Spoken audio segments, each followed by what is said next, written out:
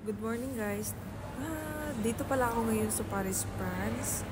Pauwi ako Finland kasi doon ako naka-base, doon ako nag-work, nagsa-study as a practical nurse at soon gagraduate na ako by 8 May. Gagraduate na ako.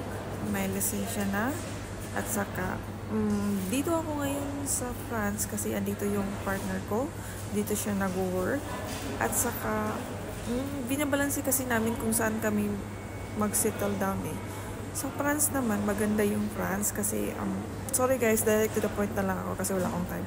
Gusto ko dito sa France, yung marami kang, for shopping center ba, maraming malalaking mall, yung mga big mga, maraming mga high-ends na luxury brand. Dito talaga, pero magasto, at saka crowded din guys.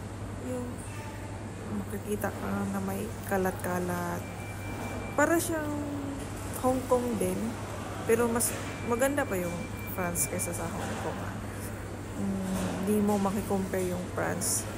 At saka yung Finland. Mas gusto ko yung Finland kasi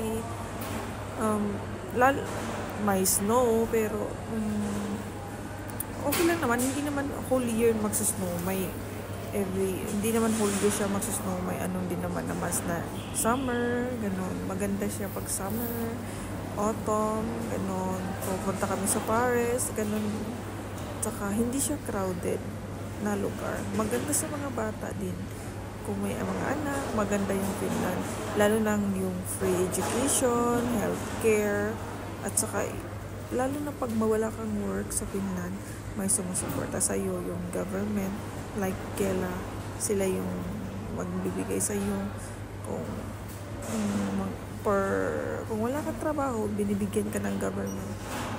Yun lang ang yun ang maganda dun sa Finland.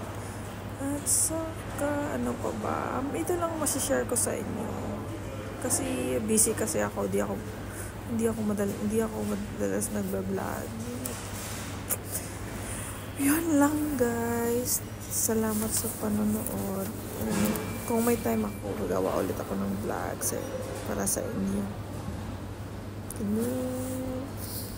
Merci.